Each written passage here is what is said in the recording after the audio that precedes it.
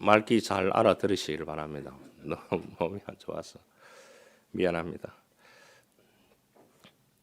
그 애플을 창시했던 스티븐 잡스 하면은 다 알죠. 이분이 그 56세의 나이로 세상을 떠났습니다. 그의 전기를 보니까 미혼모의 아들로 태어났습니다. 훗날 무엇을 만든 뒤 완전한 통제하려던 그의 집착 정신이 미혼모에서 태어났는 그러한 사실 때문에 출생 후에 자기가 버려졌다는 그러한 성격에서 비롯되어서 한 가지를 하면은 그것에 집착을 해서 올인하게 되는 겁니다. 그래서 이 사람은 자기가 성공해야 되는 이유는 버림받은 것에 대한 분노의 해소라고 그렇게 전기에다가 적어 놓았습니다. 그래서 자기는 잠을 자지 않고 머리를 쥐어짜서 아이디어를 냈다고 그렇게 얘기했습니다. 한때 잡스는 알아주는 사람이 없어서 하나님을 알려고 교회도 다니고 성경도 열심히 읽어본 사람이라고 합니다. 그러나 그가 바라본 하나님은 자기의 마음에 들지 않기에 져버렸습니다. 내가 원하는 하나님이야 내 고통을 다 지워줄 수 있는데 그렇지 않고 하나님께 내가 맞추기는 내가 너무나 힘든다는 것을 고백하게 됩니다. 그래서 이 스티븐 잡스는 자신의 힘으로 세상을 바꾸려고 결심을 합니다. 그래서 1976년 입양 부모의 집 창고에서 애플을 창업하게 됩니다. 우여곡절 끝에 아이맥에 이어 아이팟, 아이폰, 아이패드를 잇따라 성공시킵니다. 그는 애플을 세계 최대 IT 업계로 성장시켰습니다. 하지만 외적인 성공에도 불구하고 2004년도 췌장암 선고를 받고 치열하게 또 투병 생활을 이어갑니다. 췌장암 받고 오래 산 사람 가운데 한 사람이 이 스티븐 잡스였습니다. 자기는 분노 때문에 죽지를 못하겠다고 했습니다. 내가 성공했는 것을 다 써보지도 못하고 죽을 수 있는 것에 대해서 분노해서 이 사람은 췌장암과 치열하게 투쟁을 벌이게 됩니다. 잡스는 죽기 전에 고백합니다. 나는 영업계에서 성공의 절정에 올랐다. 타인들이 보기에 내 인생은 정령적인 성공의 모습이다. 하지만 일 빼놓고 나는 즐거움이 별로 없었다. 결국 재산이란 내가 익숙해진 삶의 일부분이 있을 뿐이었다. 지금 이 순간 병상에 들어누워 내 삶 전체를 회고해보고 있는데 내가 그처럼 자부했던 그 많은 명성과 재산 9조 5,400억 원 막 닥쳐올 죽음 앞에 희미해져서 아무 의미가 없어졌다. 이렇게 고백을 했습니다. 아무리 본인이 치열한 전투를 벌인다고 할지라도 인생의 몸은 또 유한하게 정해져 있다고 봐도 과언이 아닙니다. 매미의 수명은 6년이라고 합니다. 6년 중에 5년하고도 11달은 땅속에서 애벌레로 지냅니다. 그래서 땅속에서 나무 뿌리의 즙을 먹으면서 지내다가 네 번째 껍질을 벗은 후에 정확하게 6년째가 되는 여름 어느 날 땅 위로 올라온다고 합니다. 그때 땅 위로 치솟는 아스팔트도 뚫을 수 있다고 합니다. 땅 위로 나온 후 나무 덩개를 타고 오르다가 5번째 허물을 벗고 비로소 매미가 된다고 합니다. 그러나 이렇게 어렵사는 매미가 되었지만은 결국 4주가 지나면은 죽음을 맞는다는 겁니다. 결국 매미의 인생은 4주를 보내기 위해서 6년의 세월을 뚫고 나옵니다. 그렇게 해서 이제 어떻게 보면은 사람들은 나무에 붙어서 노래 부르는 매미가 마치 게으른 사람의 표본인 양 얘기합니다. 그러나 실상을 알고 보면은 노래 부르는 매미의 사연은 처절한 데가 있습니다. 매미가 노래를 부르는 것은 한가히 놀이로 노래를 부르는 것은 아닙니다.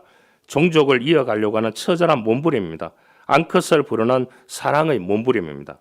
그래서 4주로 제한된 기간 안에 앙컷을 불러서 후손을 이어가야 하는 절박함에 있어서 노래를 부르는 것이 이 매미의 노래라고 합니다. 처음 들었죠? 저도 처음 봤습니다. 그래서 4주의 일생을 마치면은 이 매미는 개미의 먹이가 되든지 다른 벌레의 먹이로서 인생을 끝냅니다. 이 매미의 인생을 생각하면 또 누가 생각나느냐? 서정주 시인이 생각납니다. 국화 옆에서의 서두가 떠오릅니다. 한 송이의 국화꽃을 피우기 위해서 몸버텅 소득새는 그렇게 울었나 보다. 그렇게 합니다. 스티븐 잡스같이 또한 이 매미같이 또 한 사람의 얘기를 더 해보겠습니다. 1865년 미국 워싱턴의 포드 극장에서 한 방의 총소리가 울려 퍼지게 됩니다. 1865년입니다. 존 윌커스 부스라는 배우가 쏜 총에, 이 주인공 총에 미국 16대 대통령이었던 노예 해방의 영웅 에이브람 링컨 대통령이 쓰러지게 됩니다. 링컨은 미국 북서부 변방의 개척지 출신이었습니다. 지독하게 가난한 탓에 제대로 된 정규 교육을 받지 못하며 독학으로 변호사가 되었습니다. 삶은 실패의 연속이었습니다. 초등학교가 3km 지점에 있었는데 초등학교도 3km 지점에 멀어서 못 다니겠다고 1년 다니다가 끝내는 사람이 누구냐? 이 에이브람 링컨이었습니다. 그래서 15세 때부터 상점 점원, 배사공, 아르바이트 안 해본 것이 없습니다. 이분은 대통령이 되기까지 수많은 일들을 하게 됩니다. 그래서 나중에 우여곡절 끝에 1860년도에 대통령 후보가 됩니다. 그러나 그의 당선은 곧 남부와 북부의 분리를 의미하는 것이었습니다. 노예 제도에 기반하던 남부의 11개 주는 연방을 이탈하여 남부연합을 결성하고 4월 섬태 요새를 공격하면서 남북전쟁이 시작되었습니다. 왜냐? 이 링컨 대통령이 노예 해방을 외쳤기 때문에 노예 해방을 반대하는 11개 주가 나라를 독립했는 겁니다. 그래서 전쟁을 일으키게 되었는 겁니다. 전쟁은 처음에는 북군에게 불리하게 돌아갔으나 1862년 노예 해방 예비선언을 통해서 국내외 여론을 유리하게 이끌어서 외국의 남부 연성 이 승인을 제재하면서 상황이 바뀌게 됩니다. 그래서 1863년 1월 1일에는 마침내 노예 해방 선언을 공포하게 됩니다. 그래서 수많은 노예들을 위해서 정책을 펼쳤던 사람이 이 에이브람 링컨이었습니다. 전쟁의 막바지에 링컨은 전쟁 이후에 국가를 어떻게 재건할 거냐? 공화당, 민주당 모든 것을 아우를 수 있는 통합 정책을 추진하고 있었습니다. 하지만 남부연합군 총사령관 로버트 리가 항복한 지 6일 후에 연극을 보던 링컨은 암살을 당하게 됩니다.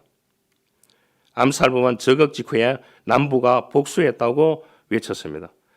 1863년도에 링컨의 노예 해방 선언에도 불구하고 흑인들은 오랫동안 처벌받아왔습니다. 인권운동가로 유명했던 이 말틴 루터킹 목사가 활동했던 1960년까지도 흑인들에 대한 법적인 제도적인 차별은 너무나 심했습니다. 마침내 오바마 대통령이 최초의 흑인 대통령이 취임한 후에 링컨이 노예 해방 선언한 지 140년이 되었어야 어느 정도 법적인 제도화가 되어졌습니다.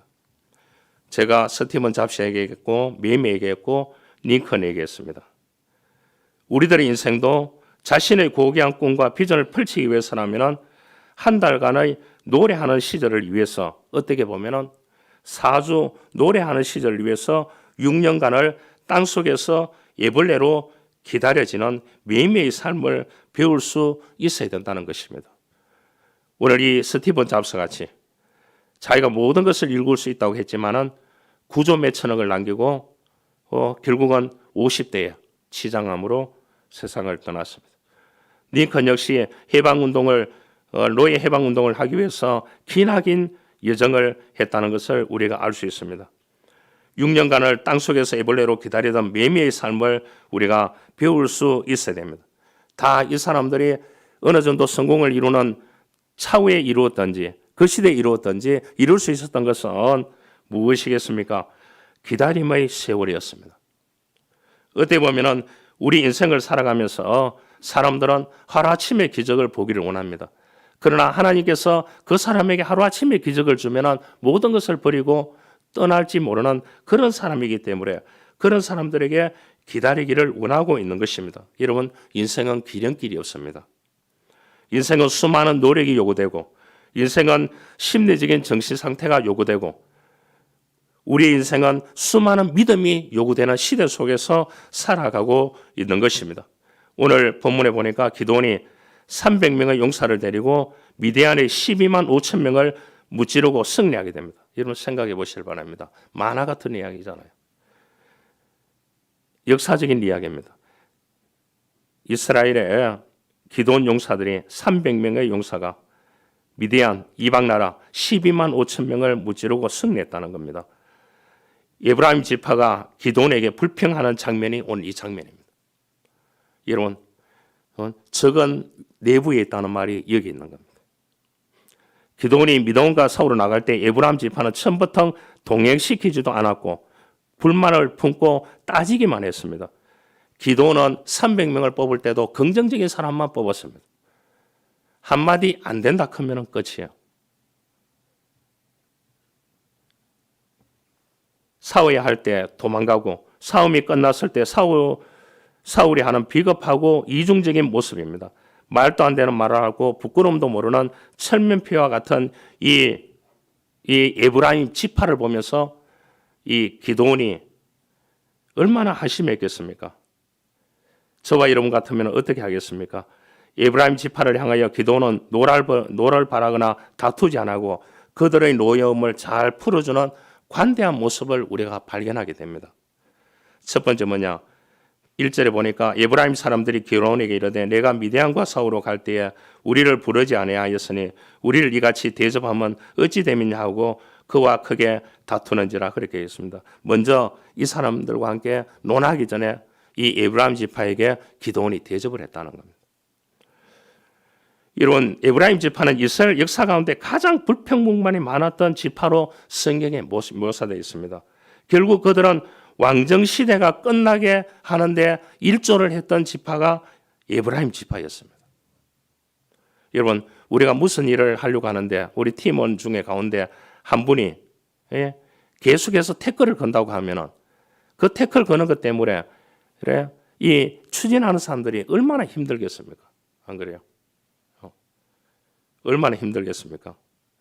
그러니까 한쪽 편에는 이렇게 합시다. 한쪽 편에는 이렇게 합시다. 한쪽 편에는 이렇게 합시다. 이렇게 얘기한다고 하면은 얼마나 리더자가 힘이 들겠습니까? 이스라엘 민족들 가운데 에브라임 지파는 이랬습니다. 어떻게 보면 왕정 시대를 끝맺게 하는 것이 에브라임 지파의 불만, 못마땅함, 이러한 철면피적인 이러한 성격적인 요소 이것 때문에 있었습니다. 그래서 나중에 4만 2천 명의 에브라임 지파가 그 손실을 입게 되는 것을 볼 수 있습니다. 그런데 에브라임 지파 사람들은 기드온에게 우리를 이같이 대접하면 어찌미냐 그렇게 격려했습니다. 우리를 때려잡든지 그렇게 해야 되는데 왜 우리를 이같이 대접하느냐 그렇게 얘기했습니다. 진짜 기드온은 대단한 사사였습니다. 용사였습니다. 여러분 300명을 데리고 12만 5천 명을 무찌르는데 이 300명을 뽑을 때에 대단하게 뽑았습니다. 정말로 긍정적이고 적극적이고 하나님을 위해서 목숨을 내놓을 수 있는 그런 사람들을 뽑았기 때문에 12만 5천 명을 무찌를 수가 있었습니다. 그런데도 불구하고 이 기드온은 이 에브라임 지파를 같은 민족이고 지파들이기 때문에 이 사람들의 불평불만 땅을 또 기업으로 내놔라고 하는 여러 가지 불평이 있음에도 불구하고 그들의 노여움을 풀기 위해서 먼저 대접했다는 것을 볼 수가 있습니다. 미국에서 자동차 세일즈맨으로 11년 동안 판매시적 1위를 차지한 사람이 나드라고 하는 사람이 있는데 이 사람은 자동차 세일즈맨의 전설적인 인물이죠. 12년 동안 차를 13만 대를 팔았대요. 그래서 세상에서 가장 훌륭한 세일즈맨으로 기네스북에 오른 인물입니다. 이 조지 리더의 성공 이유는 바로 판매 후에 고객 관리였다고 합니다. 매년 10% 20% 판매 실적을 도맡았던 것은 자동차 판매 후에 고객들에게 카드를 보내서 선물과 함께 감사함을 전하고 정기적으로 자동차 점검도 해주러 다녔다고 합니다. 또 고객의 안부를 묻고 계속했다고 합니다. 고객들이 카드 내용을 보지도 않고 쓰레기통에 버리는 일이 없도록 하기 위해서 카드 봉투와 카드의 크기와 색깔에도 굉장히 신경을 썼다고 합니다. 이처럼 사람을 얻는 방법은 다른 사람을 배려하고 먼저 생각하는 관심이 있어야 되는 것입니다. 두 번째로 이 기도는 에브라임 지파에게 2절에 말합니다. 기도원이 그들에게 이르되 내가 이제 행한 일이 너희가 한 것에 비교되겠느냐. 아브라함의 끝물 포도가 아비에셀의 만물 포도보다 낫지 않았냐. 굉장히 기도는 겸손했습니다. 기도원이 미다움과 싸워서 승리한 후에 그저가 아닌 목숨을 내놓는 것이었습니다. 그래도 싸움 후에 시비하는 에브라임 지파를 향하여 기도는 겸손하고 온유하고 그렇게 해서 그 에브라임 지파를 불만과 노여움 이러한 것을 지혜롭게 예방책을 강구하게 되는 것을 볼 수가 있습니다. 우리는 아무리 승리하고 성공한다고 할지라도 겸손해야 된다는 것을 이 기도원을 통해서 가르쳐주고 있습니다. 기도원은 이스라엘 지파 가운데 가장 못된 지파입니다. 왜 기도원이 그 사실을 모르겠습니까? 여러분, 한 사람을 변화시키기 위해서 몰아붙인다고 변화되는 것은 아닙니다. 그러면 끝장을 봐야 되는 것입니다. 끝장을 보면 너무 초라하지 않겠습니까?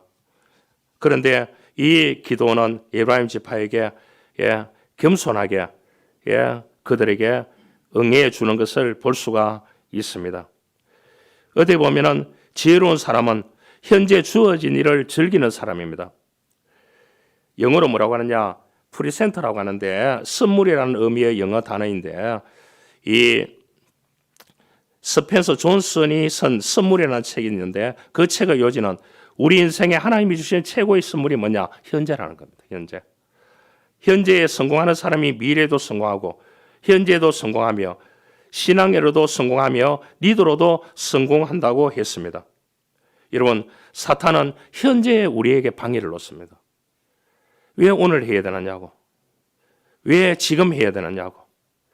너가 다 부자가 되고 난 후에 뭔가 해야 되지 않느냐고. 그렇게 사탄은 우리들에게 얘기합니다.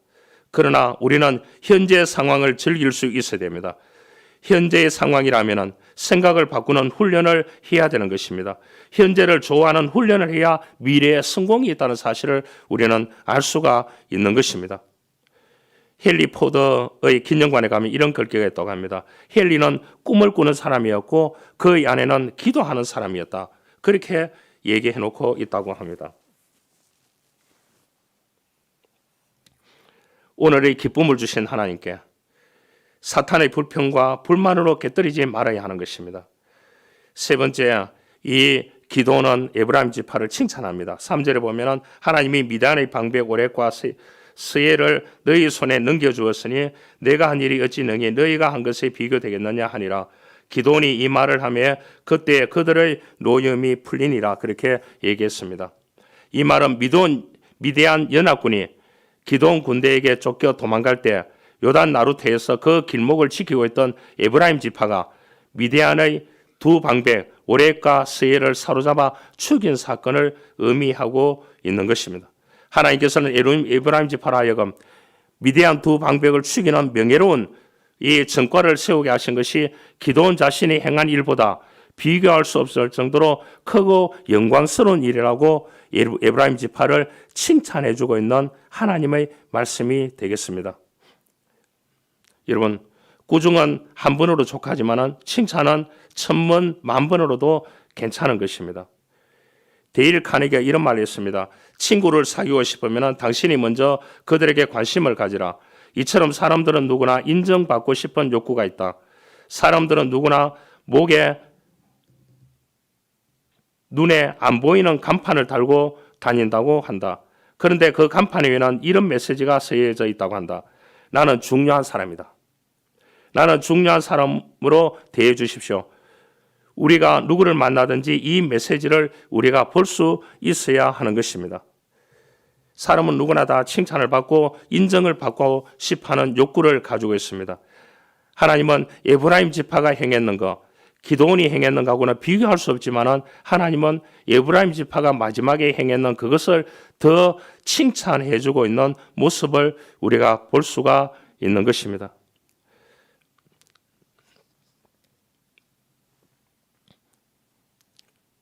한 이야기를 하고 말씀을 마치죠. 이런 이야기가 있습니다. 서양 사람들은 새가 기뻐서 노래를 부른다고 하고 한국 사람들은 새가 슬퍼서 운다고 합니다.